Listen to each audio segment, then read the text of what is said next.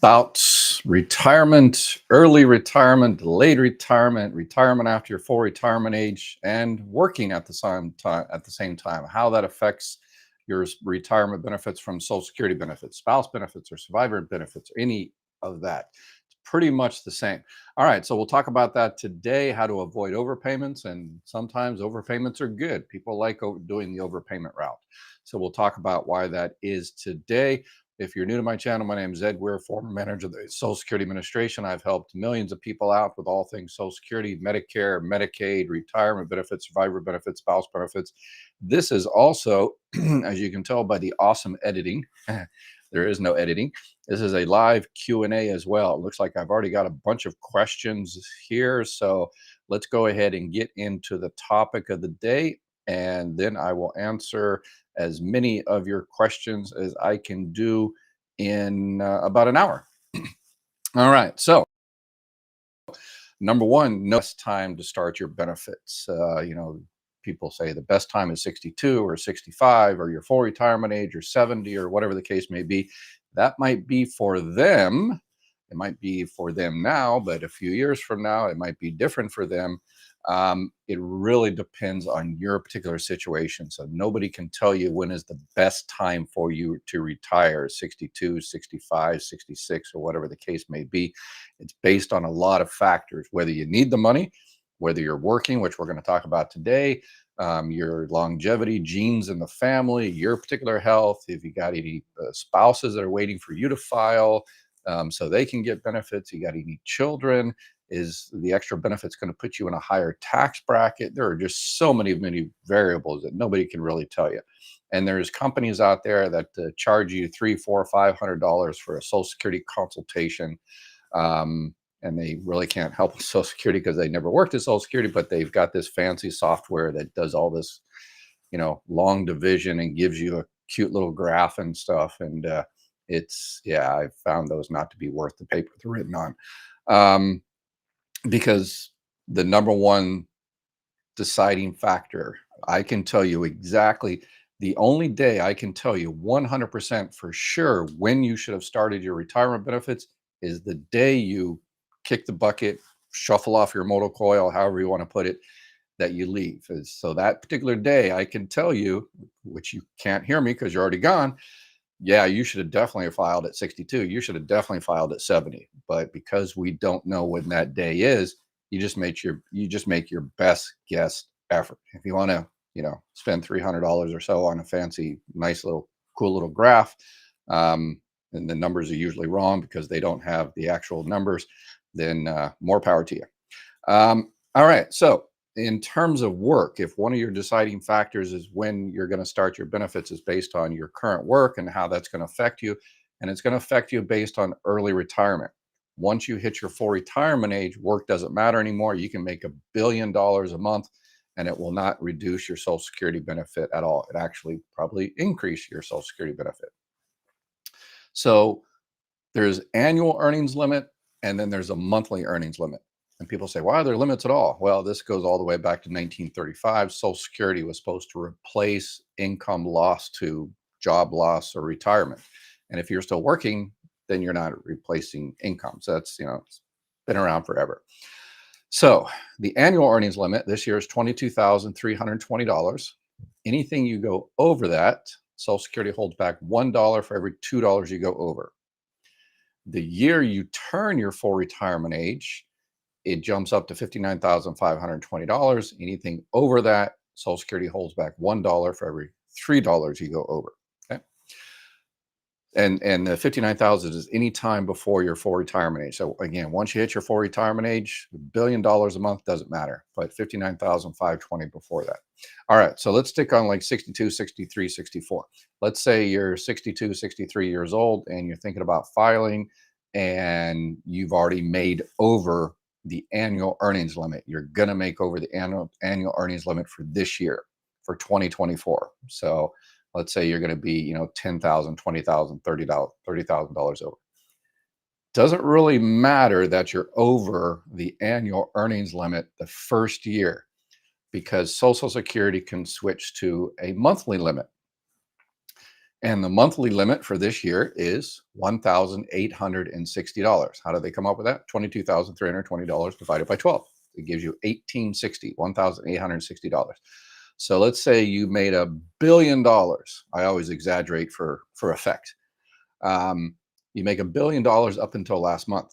But this month, you're going to reduce your work or you're going to stop completely, and your monthly limit is going to be under $1,860 for the rest of the year. You're good.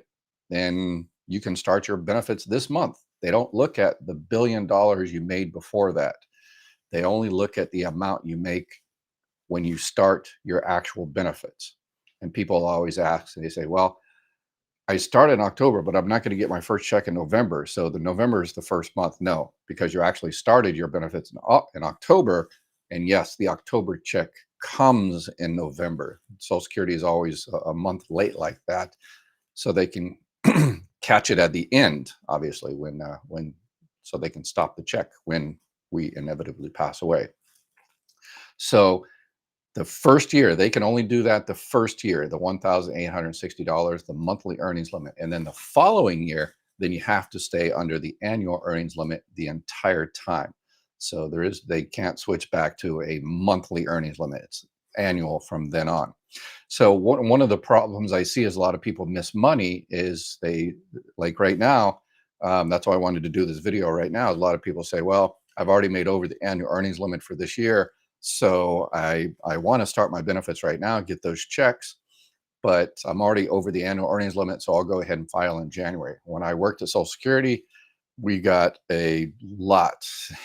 This time of the year, we got a lot of people wanting to file for retirement benefits starting in January.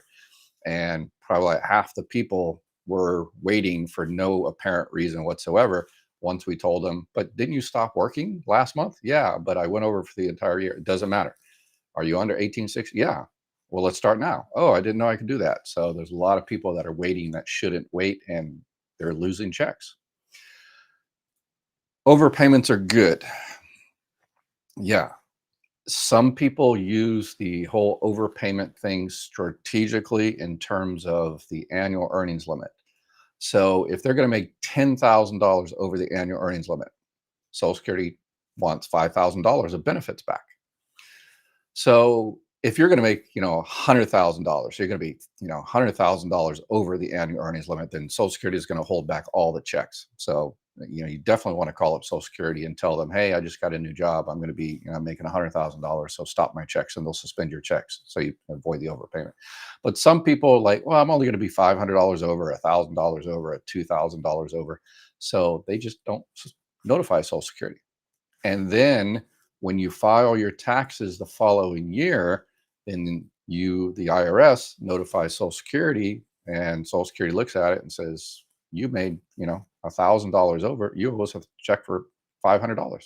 We shouldn't have paid you that $500. So all you have to do is write a check or, set up a payment plan. Right now, it's super, super easy to set up a payment plan for 12 months, 24 months, up to 60 months. So a lot of people just say, I'll just go ahead and take care of it, or, when you get that extra check, put it in the bank and they'll want it back later. Because if you say, hey, I'm going to be $1,000 or $2,000 over, and Social Security is going to hold back 1 or 2 months check, they can't do a partial. If you're going to be $5,000 over and your monthly benefit amount is $2,000, they're going to hold back 3 months, not 2.5 months. So they're not going to hold back 1 month, hold back the other month, that's $4,000, and then give you half of the third month. No, for the total of 5,000, they can't do that. They're going to hold back 3 full months, 2, 4, 6. They'll hold back $6,000 worth of benefits. And what happens is when you hit your full retirement age, they recalculate those reduction months back in there. I did a whole video explaining all that. So some people say, I don't want to call Social Security, I can't get through, and advice to you, but Social Security messes up. They mess up this part quite often. If you call them up and say, well, I'm going to be $1,000 or $2,000 over, go ahead and suspend my benefits for those months. And Social Security will suspend your benefits. And sometimes they don't restart it correctly. It gets kind of messed up. So that's why some people, if they're very close, if you're going to be $100,000, yes, I would, recommend stopping your benefits, suspending your benefits. doing a work report with Social Security. But if you're just going to be, just a little bit over, you just might just think about just letting it ride. Get that overpayment letter. The overpayment letter, they just send you that nasty gram. You owe us 500. You owe us $750. You pay it, set up a payment plan, and then you go on with your life. Social Security doesn't care. They're not holding that against you. I just got a call the other day. I talked to this lady, and she did exactly that. She did everything 100% right. She was under the 1860 and the whole 9 yards. But the claim specialist that took her claim took it incorrectly.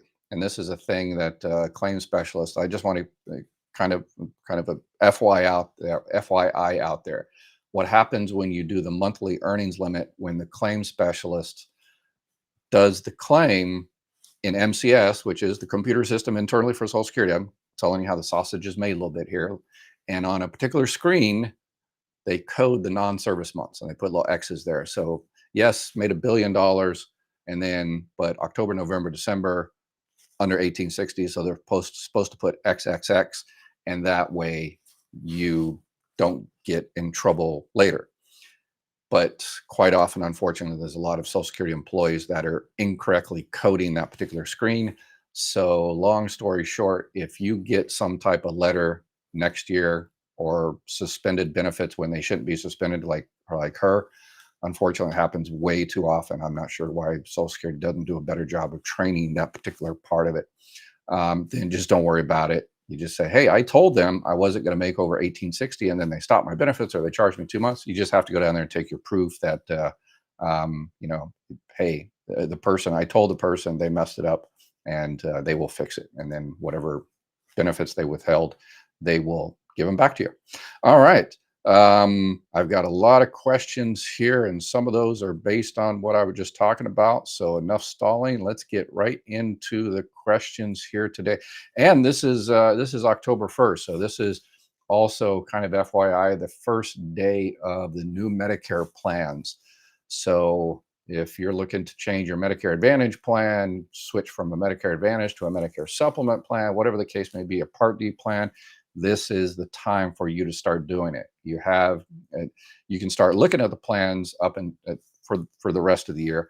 But in terms of changing, you can't change the plan until October 15th. So from October 15th to December 7th, that's when you can change your plan, and the new plan will take effect January 1st. And your old plan that a lot of people are getting their plans canceled this year. A lot of the health and Medicare Advantage health insurance companies and Part D companies are canceling plans throughout the country.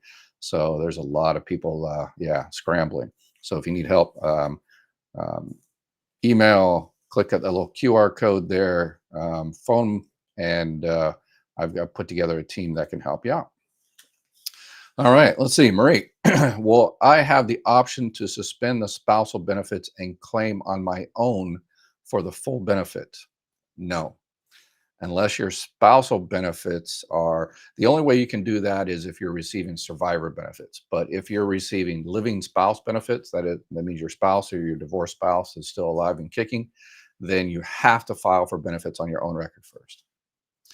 And is the 3822 is full amount for one person, or is it split 50-50 between divorced spouses? No, it's if the benefit on that particular record is $3,822, and that person has 3 spouses that person was married to for at least 10 years and entitled to benefits and all that, yeah, each divorced spouse could get $3,822. Could you imagine if Social Security, says, oh, your ex just got remarried, so you're going to lose money. Yeah, that would, wow, that would chaos and anarchy out there. My husband is a vet. How do I submit his DD-214? Yeah, call up the 800 number or local office and confirm whether, because the Social Security system, it interacts with the VA in some limited circumstances. I'm sure they're trying to improve that on a regular basis, but sometimes you have to provide the old DD-214, your military discharge papers. So if those years weren't already added automatically, then you'll have to submit that, and you just submit it to your local office. You mail it to them, mail a copy. That's one thing they can take a copy of. Social Security can take copies of DD-214s. A lot of the other stuff they can't, but yeah, I've still got my original DD-214s somewhere. I am 55 years old. I worked the last 40 years. After I get approved for SSDI, would I be risking my benefits if I went back to work for 3 years? In your expense, is it very easy to reinstate? Yeah, if you're going to be working for 3 years, then yeah, your benefits are going to stop. Again, if you're working over substantial gainful activity. For the first 9 months, you got the trial work period, and doesn't matter. You can make, again, exaggerate, $1 billion a month, and it doesn't affect your Social Security for those first 9 months. And make sure you watch these 2 videos. I did 2 videos that go into work and receiving disability, the one at the top, and then work and receiving SSI, which is the welfare-based program Social Security administers. But if your benefits stop because of work, and then you can file within 5 years, if it's the same disability, you can file what's called an EXR, expedited reinstatement. I don't know why they call it expedited. There's nothing expedited nowadays at Social Security because of the low in staffing, 50-year low in staffing. But yes, you can restart your benefits if you, you stopped working, you stopped receiving Social Security disability benefits because of work. Yes. And whether it's an easy, yeah, nothing's easy. You have to, they have to take the claim and send it back up to for a medical review to restart your benefits. And it has to be done within 60 months, 5 years. And it has to be the same disability. My husband died after only 3 years of marriage, leaving me to raise our son, who is graduating college this semester. Am I out of luck for collecting widow benefit at the age of 60? No. It sounds like you were married to him when he passed, so all you had to do is be married for 9 months. There are a couple of exceptions. Good exception. Well, you could be married for less than 9 months if it was an accident or the person died while an active duty member of the military. But no, you were married 3 years. So if you were married to him when he passed, then you're entitled to survivor benefits at 60 years old. What is the difference between the indexing of the income and the maximum payment amount? Do we get the higher of the two? Current max is $3,822. Yeah, indexing is how they come up with that number, the $3,822. Basically, what they do is they take your high 35 years of earnings and they index it for kind of an inflation wage index. So, if you made $20,000 in 1975, they're not going to take $20,000. They're going to say, hey, in 1975, $20,000, and today's that's $100,000. So that's what indexing is. They index it for today's numbers, or actually not today, but 2 years prior. They usually start at the age 60. So that's where they come up with the AMI, averaged indexed monthly earnings. So they take those high 35 years, index them for basically today-ish dollars, and then come up with an average and then multiply it by 3 different bin points, 32, 90, 32, and 15. And that's how they come up with a $3,822. So that's how that sausage is made. John, wife makes $23,000 per year and starts Social Security next month at 62. However, she gets paid biweekly, so 2 months per year. She gets 3 Friday checks, so $1,860. Do they average, or does she get docked? Not fair if so.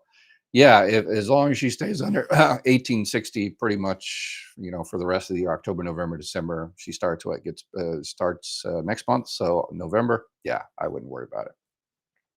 Social Security system is not that intelligent, and kind of giving away insider scoop here. Social Security doesn't get notification of the monthly payment. They get, when you file your taxes, you tell the IRS how much she makes, and then the Social Security tells Social Security, or IRS tells Social Security how much you made, and it doesn't break it down by month or anything like that. So it's pretty much kind of on your word.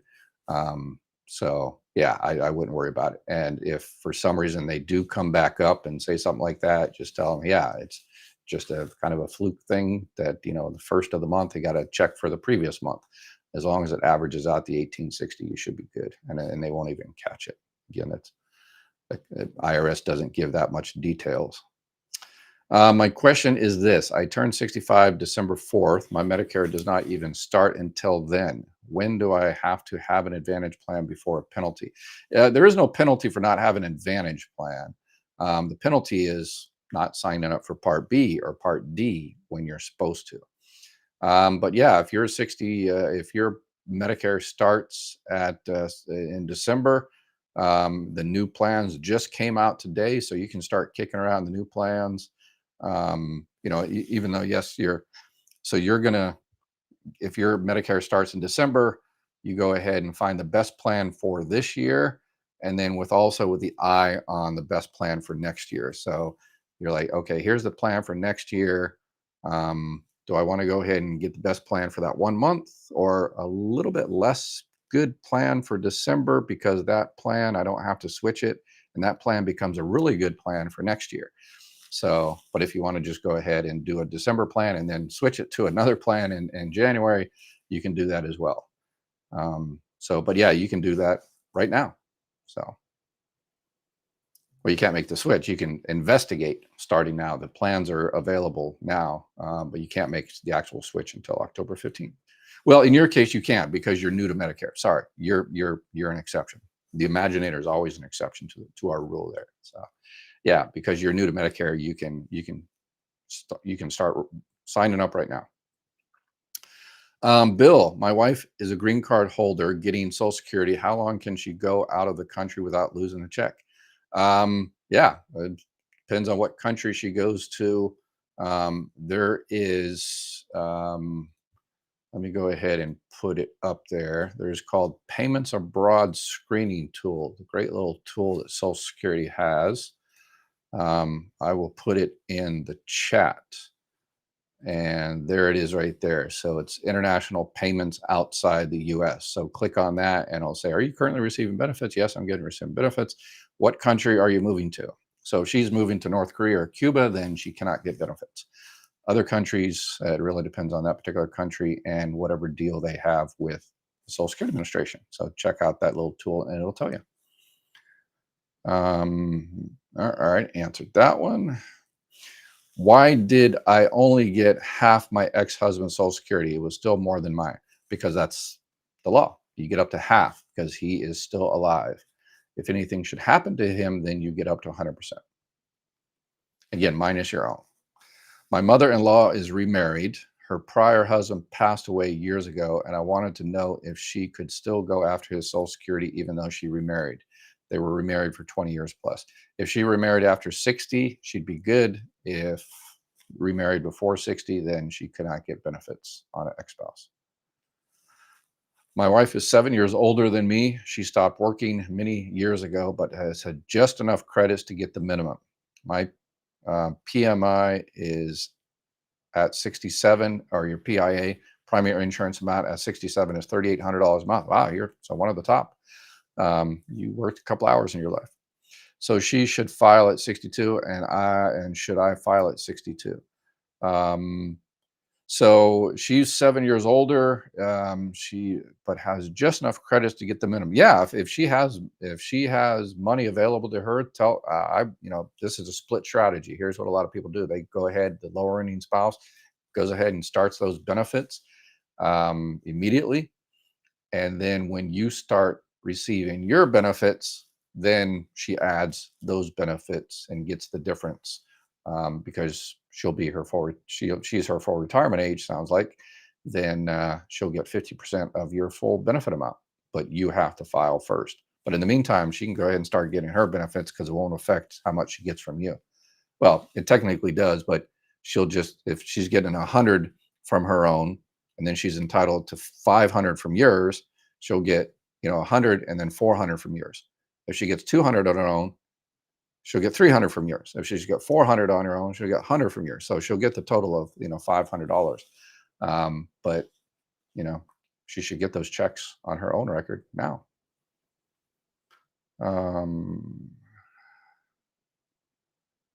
Let's see. Do I file survivor benefits after I have been approved for disability claim? No, you can file at the same time. If you've already been approved for disability and you're entitled to any other benefits, survivor benefits, spouse benefits, then absolutely you can start those benefits. I'll be 65 in January. I have an interview for Social Security, but I want to get my Social Security after I turn 65. If I apply now and start my earnings at 64 and 9 months or 65, yeah, you can start any month you want. You can start, this month, next month, 2 months from now. You tell them, and they just change. It's called the MOE, the month of entitlement. And whatever month you tell them, that's when they will start it. Whether it's 65 or 64 and 9 months or 10 months, doesn't matter. They can start it any month you want. By the way, good evening and thank you for the info. You're welcome. Was told I needed to mail in the decline form for Part B, not office. And while will take 60 days and 60 days to start back, suggest I pay the 1 month instead. I have insurance till December. Okay, so for the Part B, yeah, if you're going to stop Part B because of work, um, yeah, you can mail it in and or fax it in. It goes to the paperless system once you fax it, or if if you really want to go down there and confirm it gets done, you can just take it down to the office and then ask the person, "Can you just go ahead and input it in the system right then while I'm sitting there?" Because doesn't take it long to input it in the system if they know what they're doing. If they say, "Oh no," then that means that they don't know how to do it. So yeah. Let's see here. Kim, part two, trying to delay a month till January 1st since already paid up at work. Didn't want to double pay. Yeah. Yep. Absolutely. The 1860 gross or net? Gross. Well, or net. If we're talking about if you're self-employed, net income. But if you're talking about wages, gross. If spouse died and you're less that 60 years, can you get benefits alone with autism child? What would that be called? Care for child. Okay, so a spouse died. Oh, and you're less than okay, you're under 60 years old. Can you get benefits with an autistic child? Yes, that's the child and care benefit. So those are called surviving child and care benefits, that you are taking care of the deceased's child who is receiving Social Security benefits because they were disabled before the age of 22. So the child has to be receiving Social Security disability benefits based on a disability that began before the age of 22, or that child needs to be under 16. It, even without a disability, if they're under 16, you can get surviving or living auxiliary child and care benefits. Um, all right. Okay. Someone's answer is someone else's question. Dr. Weir is the man. He knows his stuff. Oh, thank you. Who can file a spousal benefits, a low income or a high income? Thanks. Well, those are all relative. So, yeah, the spouse goes to the lower PIA, the primary insurance amount. So whoever has the smaller amount, as long as the other spouse full benefit amount is twice the lower earning spouse, then the spouse can file. But it has to be twice for a living. Survivor benefits is different. So if the survivor benefits, the spouse or the divorced spouse, deceased spouse, is $1 more, then you can file. Meathead, I recently filed for SSDI a few days ago. I received an email from Social Security needing the VA award letter 821 work history W-2 form 2023. Is this something I should be alarmed at? No, that's par for the course. Yeah, the 821 is just a little bit more detail of the history of work. Even though it's part of the disability application, they ask all that. Sometimes they get kind of repetitive, or they want it because there's a little bit more detail in that 821. So no, that's par for the course. Does the age you get spousal benefits affect aging get survivor benefits? Um, yes, does the age you get spousal benefits affect gets survivor benefits? No, no. If you file for reduced spouse benefits, you file for benefits on your own record, and then you file for spouse benefits on the other. It depends on when you start your survivor benefit. So basically, when how old you are when that person passes away. If you're past your full retirement age, then you'll get 100% of that person's benefit amount, not their PIA necessarily, because they could have very well um, received delayed retirement credits. So yeah, the spouse benefits are kind of crazy to calculate. A thought: if you take your Social Security retirement early, it comes with a price. You lose money, but the fact that you're getting paid now helps. Yes, absolutely. So there's a school of thought out there that you see a bunch of videos that if you don't take it at 62, you're stupid. Which, yeah, they don't know your situation, so they're stupid for saying something like that across the board. Well, I mean, I've got to confess, I've done a video of why I would never take benefits at 65. This was my particular situation, but it was a popular video, so I copied the title. So, but the greatest sort of flattery, right? It's copying. Can you tell me at what point in time would my Social Security estimate be updated? Maybe March after my taxes versus the year filed. Still working? Yes. Yep. That's basically when it happens. So if you're currently receiving Social Security benefits, your benefits could conceivably increase, based on a couple of factors. Obviously, the COLA, the cost of living, allowance, that's one increase. And then if you work and you paid into Social Security the previous year, and that's one of your high 35 years of earnings, then as soon as you do your taxes and notify the IRS, and the IRS notifies Social Security looks at that number, and if it's a high 35 year, they kick out the low one, add the high one in there, and they increase your benefits, and that is 100% automatic. All you have to do is play nice with the IRS and pay your taxes. Let's see if there's any other questions on this other platform. A lot of people are watching. Can I file for retirement and disability at the same time? Absolutely. It's called a rib dib. So you file for disability, but unfortunately, to get approved, to get a decision on disability for Social Security, it takes 6 to 9 months. People can't live that long without some income. So if you're at least 62 years old, or 60 if you're going to get survivor benefits, you go ahead and get those benefits, and while you're waiting for your disability to arrive. Um, Hope this current will be one of the top in 35 years. And remember that a lot of people say, "Oh yeah, I made $80,000 this year. That's a lot more than the $20,000 I made pumping gas in 1975." Yeah, maybe not. Maybe that $20,000 indexed is $100,000 today. So, Sandra, if I'm 62 and my husband passes away, am I able to get 100% of ex-husband's widow's benefits, or at 62 I already get half? It's not half is the spouse if the spouse is still living, but survivor benefits you get up to 100%, but you will not get 100% because you're filing for those benefits early. So you'll get 70s. If you file at 61, you get 71.5%. If you do it at 62, you're probably closer to 80-ish, 80% of that benefit, or under 80%.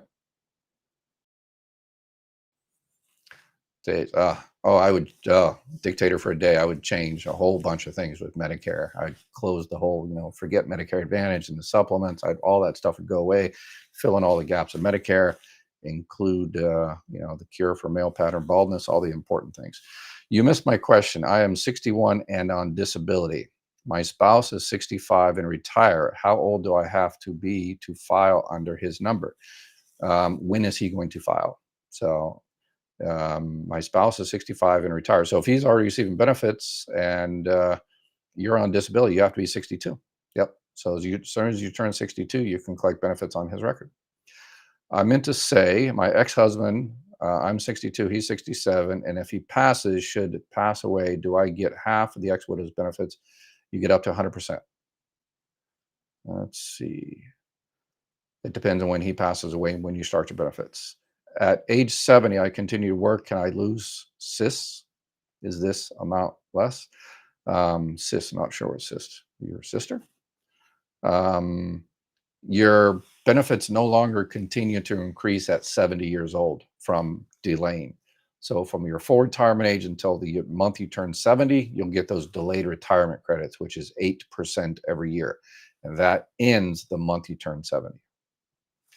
I'm 63 years old and on SSDI. My spouse is going to take her Social Security at 62. Will she also be able to get spouse benefits on my record, even if I'm on SSDI? Yeah, if your benefits are more, whoever benefits are twice the other amount. So again, one of those benefits has to be twice. Then the other person can collect up to 50%. My friend is turning 65 in November and says that she is only going to get traditional Medicare and not get the supplement without being penalized. Is this true? Yes.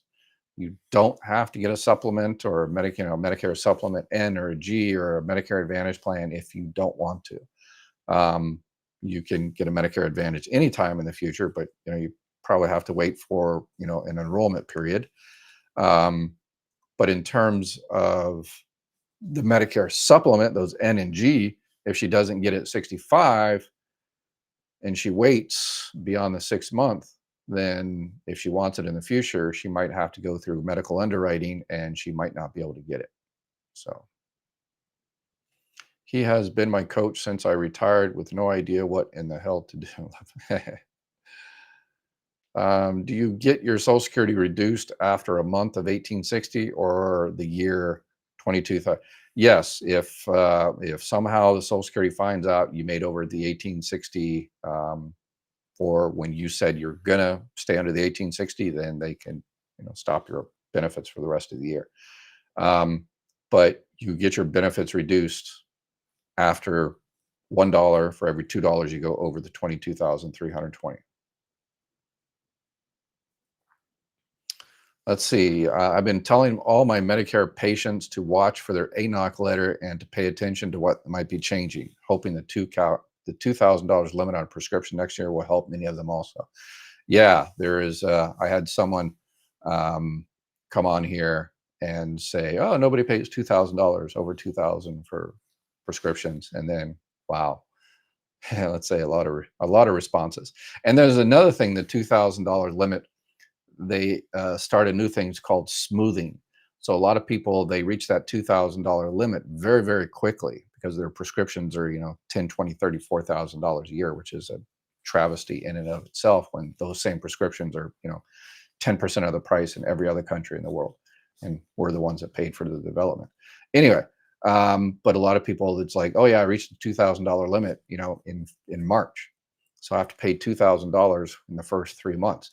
They just started this new program, which I think is pretty awesome for those people. It's called a smoothing, where you can come up with kind of a payment plan and smooth those payments over the 12-month period. So you get $2,000 and you can pay for it a little bit every month for 12 months.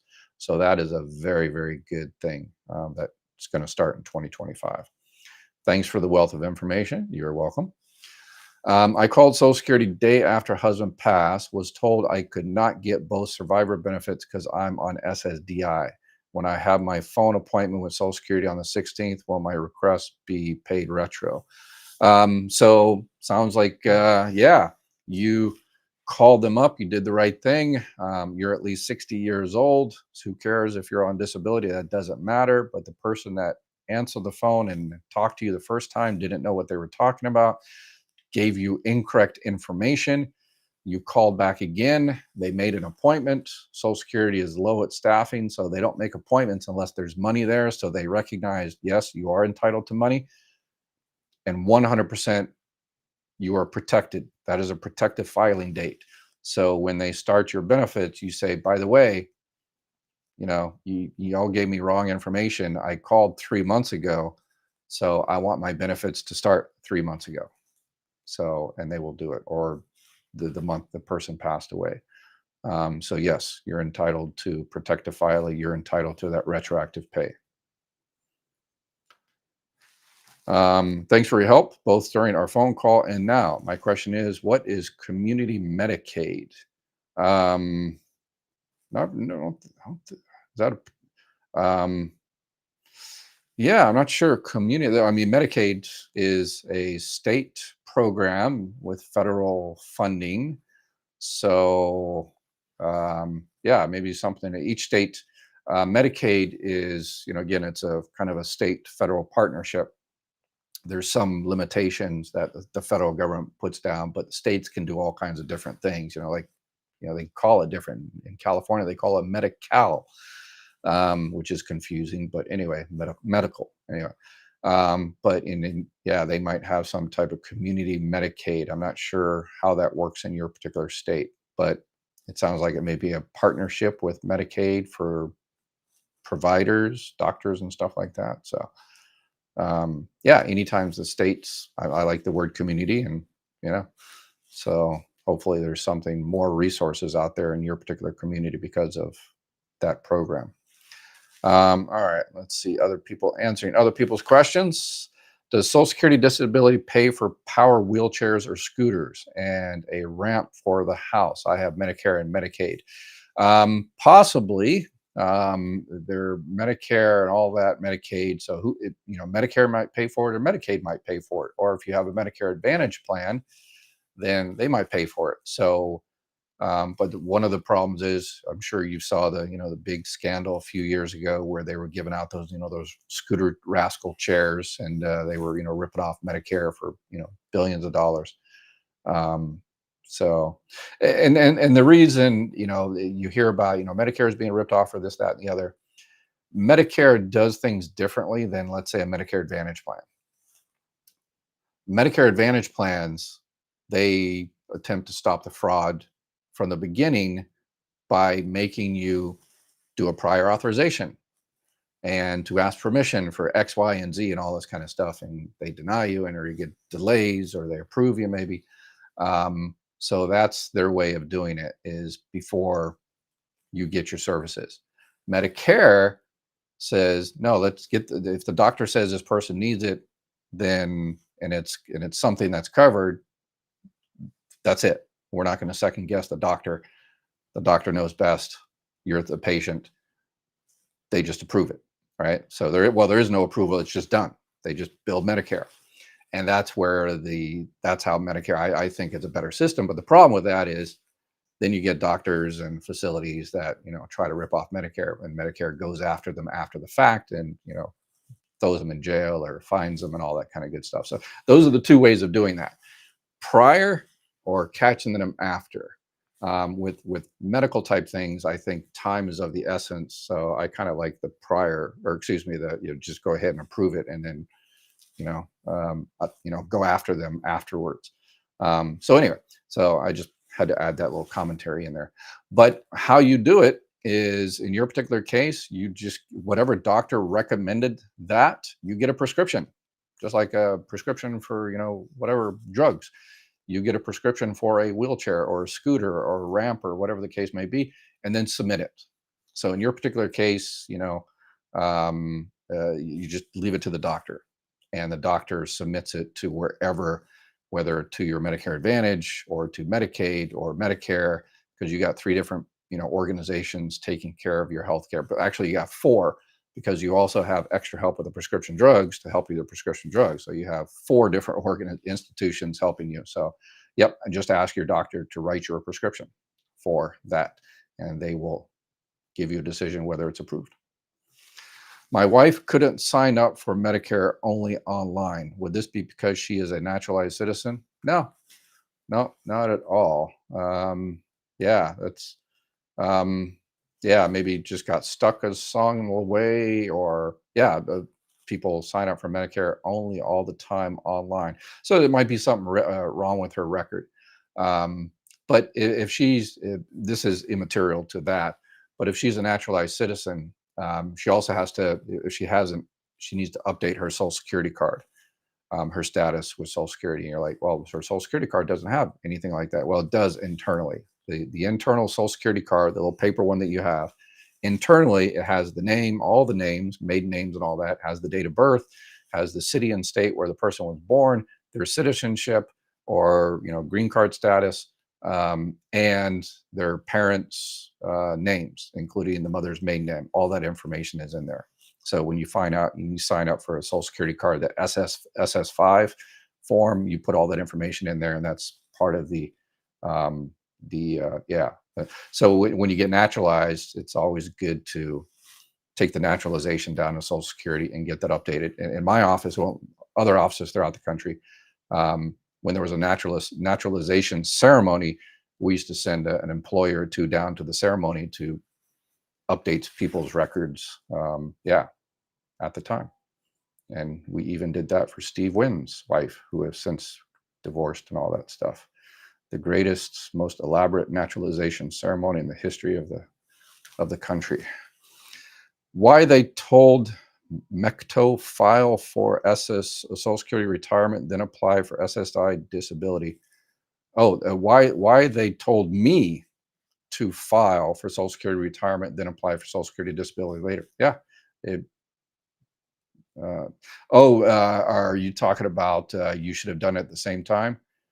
Um, yeah, I'm not sure. Maybe you were still working when you filed for retirement, and you had to go under the substantial gainful activity, which is the $1,550. Maybe that's the reason. But if you weren't, yeah, you should have filed at the same time. You can file at the same time if you're at least 62 years old. File for retirement and any age for the disability, obviously. I'm planning on changing from Medicare Advantage to a traditional Medicare and a Medigap. Yep, that's a lot of people are doing that nowadays.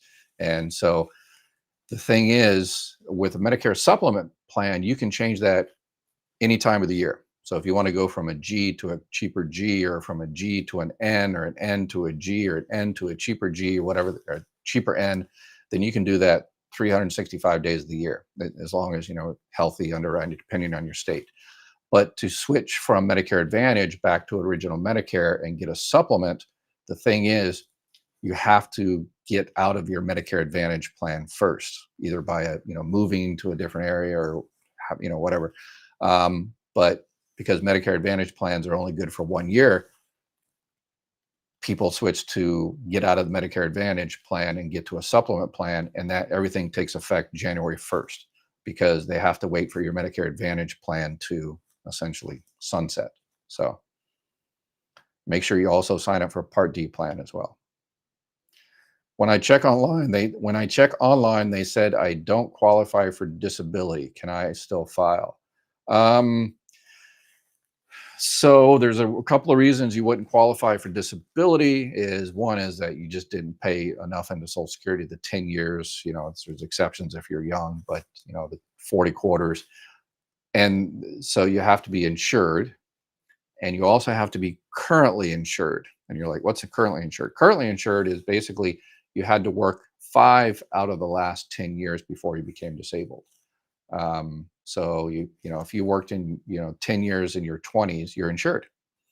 But if you haven't worked since, that means you haven't worked 5 out of the last 10 years. So Social Security thinks that their argument is, you can't not work for 30 years and then come in and say, well, I want to file for disability because I can't work. And it's like, well, you haven't worked in 30 years. So maybe that's the situation. But sometimes that's called the DLI, the date last insured. Sometimes the computer system is not accurate on that, or maybe your earnings record that Social Security has is not accurate.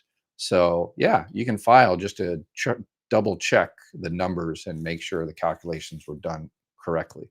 And number one, check your earnings record. If you did work 5 out of the last 10 years and it just doesn't show it Social Security for some reason, because somewhere along the lines your earnings didn't get to Social Security, then make sure you correct that, and then you will be insured. How did anyone ever find out any of this invaluable information before you? Thank you. YouTube. Wish that there was a mandatory class in high school. Yeah. But yeah, since high school, most of us graduated high school, 5, 6 years ago. All the rules have changed since then. So you got to keep up on it. So, all right. I'm bad at math. 10 years ago, 20 years ago, 30 years ago. Anyway.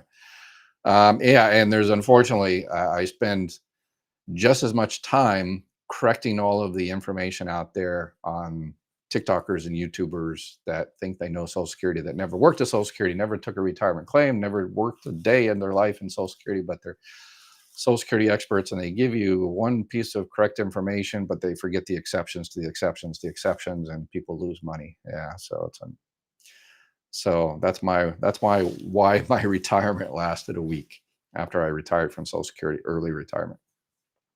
Is the QR code where I go to see about getting ACA versus other health insurance options? I'm 61 and semi-retired. Yes, if you click on that, it takes you to the QR code. It takes you to my little link tree thing, and it has a bunch of options. And one of those is the Affordable Care Act. I've got a team. I still need to expand it. There, I think in 17 to 20 states, because the Affordable Care Act is not like Medicare, where it's kind of national. It's each state has decided to do their own little thingy. So yeah, they're expanding states all the time. So yeah, yep, you can request help there, and if they're licensed and contracted in your state, they'll reach out to you. But if not, just go to marketplace in your particular state, the marketplace, whatever it is in your state. Let's see here. Okay. Can I use a PO box for Medicare, Social Security, a Plan D, and for whatever Medigap plan choose? Um, when you file for Social Security benefits, you can give them two addresses: your residence address and your mailing address. So yeah, you can give them for a mailing address. You can give them a PO box. People who live overseas, they have like a virtual mailbox and stuff like that. But for Medicare, yeah, you know don't necessarily have to be living in the United States to have Medicare. Social Security don't have to be living in the United States, so it doesn't matter. The Medigap and the Plan D, you do have to have residence in a particular state and a particular area. For Medigap, a particular state; for Plan D, a particular area. So, yes. There are thanks for the added info. Oh, okay, some people answering other people's questions. I like strong community there. Thanks for your help. Both are okay. Already answered that one. Community Medicare. I didn't really answer it, but I'm not sure what community Medicaid. I have to do a little research on that one, see which states and what do they mean by community Medicaid. If a spouse dies and the surviving spouse is receiving Social Security benefits, can they still apply for surviving spouse benefits? If the spouse dies and the surviving is receiving Social Security, if you are already on that person's record, you're already receiving spouse benefits. You don't have to do anything. It's automatically converted from living spouse benefits to surviving spouse benefits. So you don't have to do anything. If you're not receiving benefits on that record, then when that person passes away, then you have to file for benefits. So let's see, because 62 need learn may no okay, not kind of. I'm 62 and receiving survivor benefits. Have applied for SSDI. Can I receive both at the same time? Yes, absolutely. One will offset the other, but yes, you can receive survivor benefits and disability benefits. You can receive spouse benefits and disability benefits. You can receive divorce spouse benefits and disability benefits all at the same time. One offsets the other, but you get the higher amount. Should we be worried that the SSN is in the dark web, submitted fraud alerts, anything else? Oh, that recent thing I did a video on was like what 2.7 billion records out there. So I'm not sure how accurate those records are. And so I mean, you got a one in 2.7 billion chance of something. In terms of Social Security, not an issue. Um, why companies and all these companies started to use a Social Security number? They should have come up with their own number, but for some reason they used a Social Security number. In terms of Social Security number, if somebody rips off your Social Security number, the only thing they can do for Social Security, I'm not talking, they can go out there and buy a boat, but that has nothing to do with Social Security. For Social Security, the only thing they can do is use that number to go work and then pay into your account, which if you see that, you're like, oh, wow, that person worked and paid $100,000. That increases my benefit amount. I'm not going to say anything. Social Security eventually will catch it. When that person gets arrested or deported or they become a naturalized citizen or whatever the case may be, then they will look at that social security number and they'll say, oh, this has been, this $100,000 was posted to this person's account incorrectly. They delete it out, and then now you have an overpayment for all those years you've got those benefits. So if I file for Social Security, can I file for disability a year later? Yep, absolutely. You can file for disability basically up until your full retirement age. Let's see.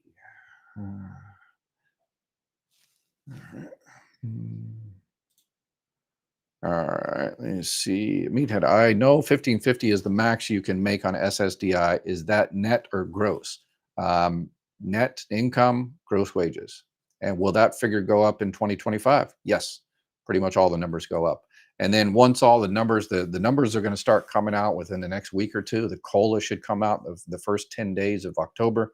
When it does, all the numbers are going to come out. I'm going to do a series of videos explaining all the numbers. You probably know what the numbers are because, they're reported, but what is behind the numbers and how to take advantage and make sure you get in everything you can. I'll do a series of videos on that. So make sure you subscribe and all that kind of good stuff and share and like and all that. I'm full retirement age, but want to work part-time. Do my benefits get reduced? No, nope, never get reduced. They can only increase if you continue to work. Your autism child under 16 and born to autism can continue Social Security after 16 if they not receiving Social Security already. Yes,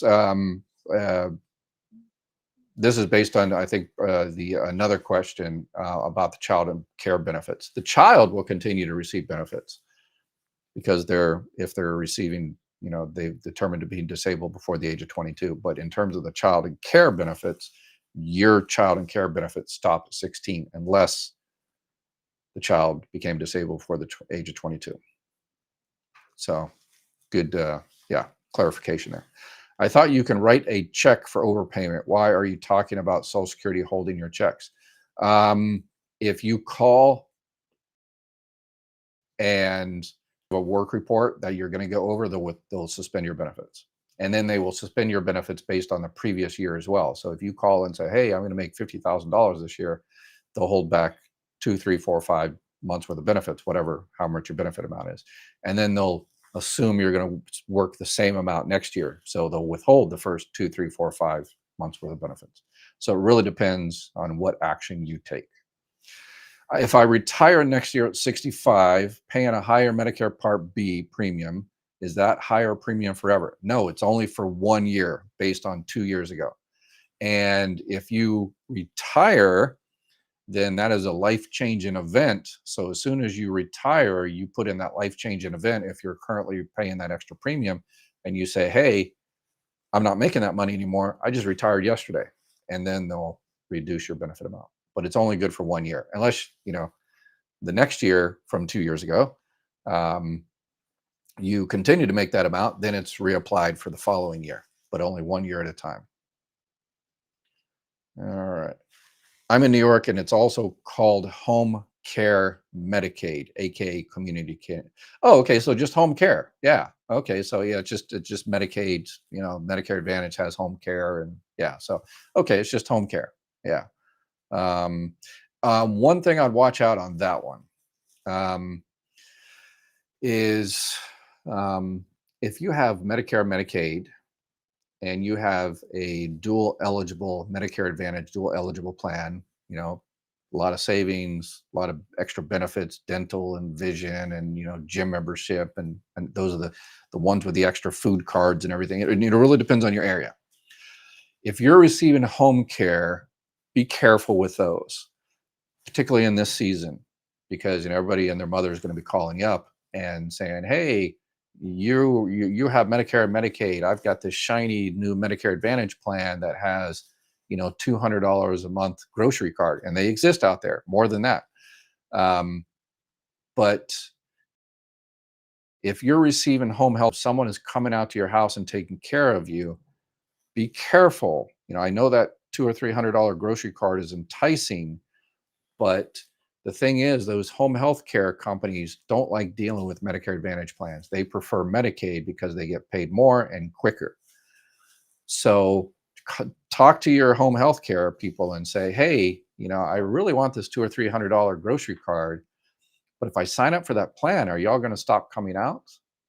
Um, and they just might say yes, that they're going to stop coming out because no, we don't want to take Medicare Advantage because they never pay on time and they pay us a lot less, and we can make more money, serving Medicaid patients. There's more than enough Medicaid patients. So just be careful on that. Just don't focus on the shiny, $200 or $300 grocery card. So insider knowledge there. Let's see here. Oh, we're at an hour. So let's do one or two more questions. New people here. When first signing up for Medicare, if you get a supplement plan without drugs, will you be penalized if you add it years down the road? Yes. And that's another thing that lazy Medicare agents, brokers aren't telling you. They sign you up with supplement and then they say, okay, let's go ahead and get you a Part D plan. And you're like, oh, I don't take drugs. I don't want it. And they go, okay, bye. Because they don't make any money on doing this Part D plan. And they don't care if you're penalized later on. What they do is okay, I understand you don't take medications, but if you don't sign up and hey, I've got one that's zero premium or a couple dollars premium, because if you don't sign up for one now, if you do it 2 or 3 years down the line, then you're going to get penalized 1% for every month you didn't have it, and you're going to pay that penalty forever. So, and for all those reasons, people, flashing the shiny, grocery card in front of people and not taking other things into consideration and not giving you all the information. That's why I decided to, fine, if I'll just do it myself type thing. So I put together a Medicare team. So click that QR code if you need help switching your Medicare plan, finding the best Medicare plan for you for 2025. Call, email, carrier pigeon, whatever the case may be, and we can help you out. That my team can help you out, and that's 100% free service. All right, that's it. We're over an hour. If I didn't get to your question, I apologize. I will be back again tomorrow. So cut and paste your question and then get it first thing tomorrow, and I will definitely get to it. Y'all take